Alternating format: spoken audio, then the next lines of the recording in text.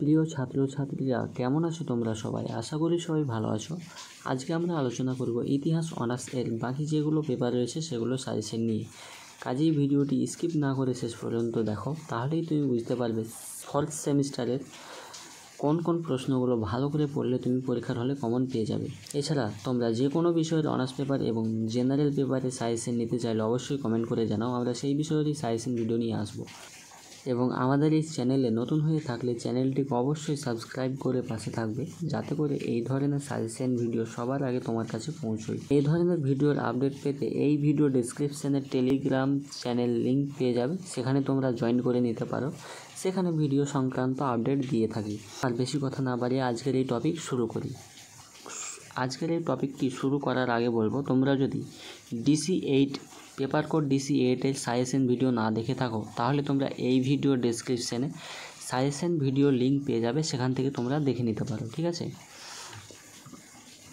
তো চলো শুরু করা যাক। UG fourth semester examination history honours paper code তোমাদের রয়েছে DC9।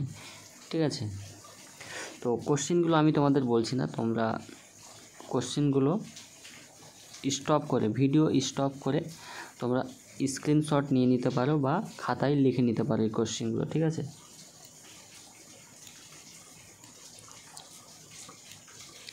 ক্যাটাগরি 1 থেকে তোমাদের কোশ্চেন থাকছে হচ্ছে 1 থেকে 4 নম্বর প্রশ্ন। 1, 2, 3, 4 এই 1, 2, 3, 4 এই 4টা প্রশ্ন কিন্তু তোমাদের সব থেকে বেশি গুরুত্বপূর্ণ রয়েছে। কাজেই তোমরা এই প্রশ্নগুলো অবশ্যই মিস করবে না। পরীক্ষার আগে অবশ্যই তোমাদের কিন্তু এই 4টা প্রশ্ন অবশ্যই কিন্তু পড়তে হবে। আমি বারবার বলছি, আমি কিন্তু কোশ্চেনগুলো বলছি না, এই কোশ্চেনগুলো বলতে গেলে কিন্তু ভিডিও লেন্থ অনেক বড় হয়ে যাবে। ঠিক আছে, এই 4টা প্রশ্ন কিন্তু তোমাদের অবশ্যই পড়তে হবে। তারপর এই 4টা প্রশ্নর পরে তোমাদের যে প্রশ্নগুলো করতে হবে, তারপরে যে গুরুত্বপূর্ণ প্রশ্নটি রয়েছে 5, 6, 7। ঠিক আছে, তো টোটাল এই 7টা কোশ্চেন করলে কিন্তু তোমরা সাজেশন পেয়ে যাবে। ঠিক আছে, ক্যাটাগরি 1 থেকে তোমাদের এই 7টা কোশ্চেন, তোমরা এই কোশ্চেনটি খাতায় লিখে নাও। ঠিক আছে, এবং 1, 2, 3, 4 বারবার করে বলছি, 1, 2, 3, 4 এই 4 নম্বর 1 থেকে 4 এই 4টা কোশ্চেন কিন্তু তোমাদের অবশ্যই কিন্তু করতে হবে। ঠিক আছে, তো ক্যাটাগরি 1 থেকে হয়ে গেল টোটাল 7টা কোশ্চেন, এবং ক্যাটাগরি 2 থেকে তোমাদের কী কী থাকছে তা দেখে নেওয়া যাক। তো ক্যাটাগরি 2 থেকে তোমাদের থাকছে 4টা প্রশ্ন। ঠিক আছে, যে কোনো দুটো অ্যান্সার তোমাদের দিতে হবে।